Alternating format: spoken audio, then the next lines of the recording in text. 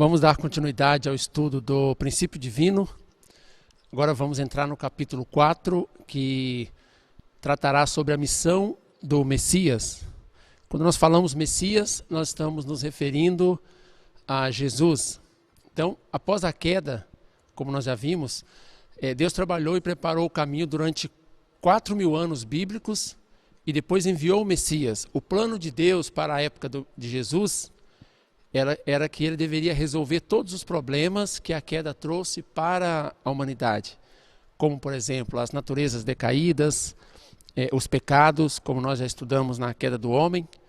Mas a situação hoje, depois de 2.000 anos da passagem de Jesus pela Terra, ainda continua a mesma situação. O ser humano continua com o pecado original, o ser humano continua com naturezas decaídas e o reino do céu na Terra ainda não está estabelecido. Então nós vamos estudar o que aconteceu claramente 2.000 anos atrás, quando Jesus passou pela Terra com a missão do Messias, para poder estabelecer o reino dos céus na Terra, para poder tirar o pecado do mundo. A finalidade da vinda de Jesus foi dar a salvação para a humanidade decaída. E quando nós falamos a salvação, ele veio para dar a salvação completa, não apenas para dar uma salvação parcial, mas salvar completamente, ou seja, para voltar o mundo ao seu estado original, levar o homem de volta para o seu estado original. Esta era a missão de Jesus como Messias, como nós podemos ver na Bíblia, em Mateus 5,48, onde está escrito: sede vós perfeito, como é perfeito o vosso Pai que está no céu. Então Jesus disse claramente, o ser humano deveria voltar à sua posição original de ser perfeito, assim como Deus é perfeito. Então, quando Jesus veio, a finalidade era transformar o ser humano, transformar o mundo em um mundo ideal. Também Mateus 6,10, Jesus mandou que seus discípulos orassem para que a vontade de Deus fosse feita assim na terra como no céu. Então, primeiramente, Jesus iria realizar o reino dos céus na terra e depois no céu. Então, Jesus veio com esta finalidade, restaurar este mundo decaído que parece uma situação de inferno na terra para a situação de reino do céu na terra que Deus tinha planejado no início. Então nós vamos analisar sobre a crucificação de Jesus. Esse é um dos pontos mais importantes dentro do Novo Testamento, dentro da teologia sobre a crucificação de Jesus. Será que a morte na cruz de Jesus foi um resultado natural da predestinação de Deus? A gente vai analisar primeiramente as palavras e as ações dos discípulos para poder responder sobre a questão da morte de Jesus. Então, de acordo com as palavras e as ações dos discípulos de Jesus, nós podemos perceber que após a sua morte, a sua crucificação, eles tinham um sentimento comum, eles estavam magoados e mortificados e eles estavam indignados contra a ignorância do povo que havia crucificado Jesus. E quando nós lemos Atos 7, 51, 53 na Bíblia, nós percebemos este ponto de forma bem clara, onde está escrito: homens de dura cerviz, incircuncisos de coração e ouvido, vós sempre resistis ao Espírito Santo, assim vós sois como vossos pais. A qual dos profetas não perseguiram vossos pais? Até mataram os que anteriormente anunciaram a vinda do justo, do qual vós agora fostes traidores e homicidas, vós que recebestes a lei por ordenação dos anjos e não aguardaste. Então aquele sentimento de indignação, magoado, mortificados que os discípulos de Jesus estavam, eles chamaram aquelas pessoas que crucificaram Jesus de traidores e de homicidas. Então, de acordo com essas palavras de Jesus, nós podemos começar a entender sobre aquelas perguntas, né? Será que a morte de Jesus na cruz era realmente inevitável? Será que foi um resultado natural da predestinação de Deus? Outro ponto que nós podemos analisar é as palavras e as obras do próprio Jesus. Quando nós observamos a Bíblia minuciosamente, nós podemos perceber que Jesus expressou em suas palavras e obras o desejo de levar as pessoas a acreditar que ele era o Messias. Por que Jesus esforçou para fazer com que as pessoas acreditassem nele? Porque Jesus sabia que isso era a principal intenção de Deus naquele momento. Então, quando as pessoas perguntaram para Jesus o que eles deveriam fazer a fim de executarem as obras de Deus, a resposta de Jesus foi muito clara, está escrito em João 6,29. A obra de Deus é esta, que acrediteis naquele que ele enviou. Então está muito claro, Jesus estava esforçando para que as pessoas acreditassem nele, porque a intenção de Deus, a vontade de Deus, assim como nós já vimos, Deus preparou todo um trabalho providencial a fim de que as pessoas pudessem aceitar, a fim de que as pessoas pudessem acreditar em Jesus. Então Jesus, não encontrando ninguém a quem apelar, chorou sobre a cidade de Jerusalém e indicou claramente a ignorância do povo que estava impedindo deles acreditarem nele.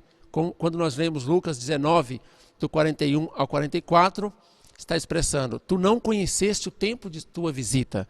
Jesus falou claramente, né, que Jerusalém não estava reconhecendo o tempo que ele estava sendo visitado. E visitado por quem?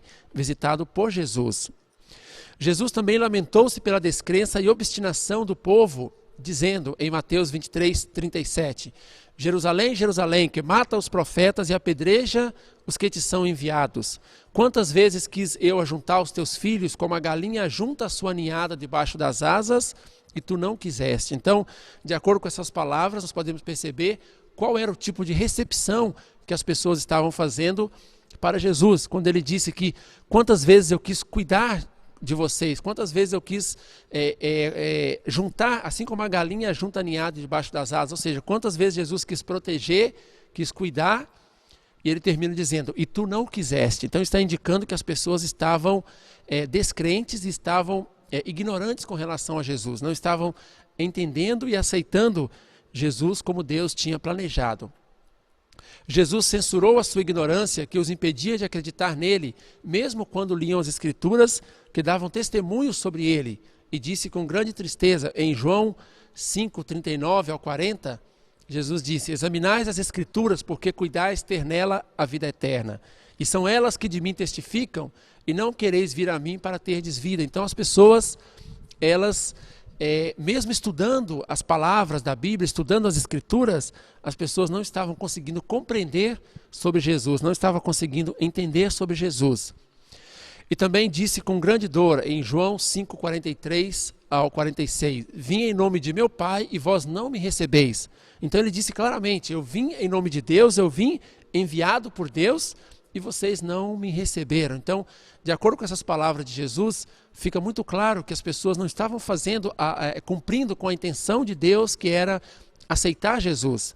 Se acreditasseis em Moisés, acreditaríeis em mim, pois de mim escreveu ele. Quando as pessoas começavam a comparar as palavras de Moisés, as palavras que estavam na Bíblia, no Antigo Testamento, com as ações e palavras de Jesus, Jesus disse claramente, se vocês realmente estivessem acreditando em Moisés, vocês também deveriam acreditar em mim, porque de mim escreveu ele. Então essas passagens mostram claramente que as pessoas não estavam entendendo, não estavam aceitando Jesus naquela época. Jesus realizou muitos milagres e sinais na esperança de que pudesse restaurar a fé do povo. Então, como as pessoas não estavam acreditando nas palavras e na própria vida de Jesus, ele começou a realizar sinais e milagres com a expectativa de que o povo pudesse acreditar. Então Jesus esforçou até o fim para que as pessoas pudessem acreditar nele, porque essa era a intenção de Deus, como nós vimos em algumas passagens anteriores, que Jesus disse claramente, a obra de Deus é que vocês acreditem naquele que ele enviou. Então Jesus começou a realizar milagres na esperança de recuperar a fé do povo.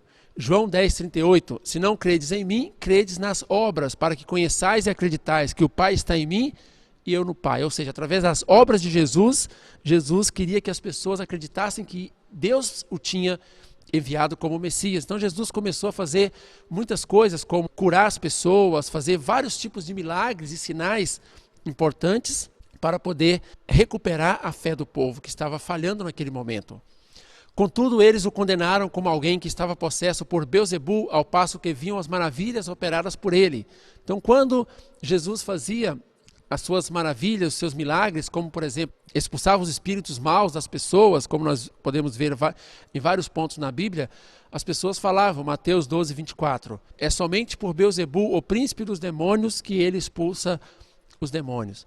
Então, mesmo que Jesus estava fazendo milagres, sinais e maravilhas no meio das pessoas, as pessoas estavam considerando que, ainda assim, ele era o príncipe dos demônios, por isso ele conseguia expulsar os demônios. Então, as pessoas não conseguiram acreditar em Jesus naquele momento, quando nós analisamos as palavras do próprio Jesus. Jesus, com grande indignação, profetizou que eles haveriam de sofrer. Em Mateus 23, do 13 ao 36, mas ai de vós, escribas e fariseus hipócritas, pois que fechais aos homens o reino do céu, e nem vós entrais, nem deixais entrar aos que estão entrando. Então, não é que Jesus estava julgando o povo com raiva ou com ódio do povo, mas Jesus percebeu que a descrença do povo já estava num nível tão grande que estava criando um fundamento negativo que Satanás poderia atrapalhar, Satanás poderia acusar o povo depois. Então ele explicou que as pessoas estavam fechando o reino dos céus não só para si mesmos, mas também para as pessoas que estavam querendo entrar no reino dos céus. Então, de acordo com essas palavras de Jesus, nós podemos perceber claramente que a intenção de Deus era levar o povo a acreditar em Jesus. Por isso, lá em João 6,29, está escrito claramente: a obra de Deus é que acredite naquele que ele enviou. Por isso Jesus esforçou-se para que as pessoas acreditassem nele.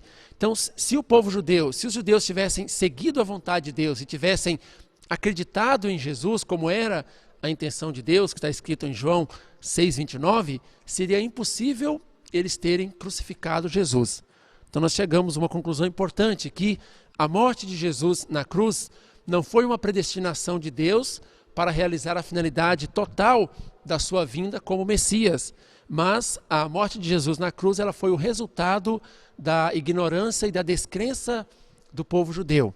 Nós percebemos que depois da crucificação de Jesus, por causa do pecado de ter entregado Jesus à crucificação, o povo judeu perdeu seu qualificativo de povo escolhido e foi espalhado sofrendo perseguição pelo mundo inteiro. Então, devido ao declínio da nação de Israel, do povo de Israel, é mais uma prova concreta de que Jesus não veio para morrer na cruz.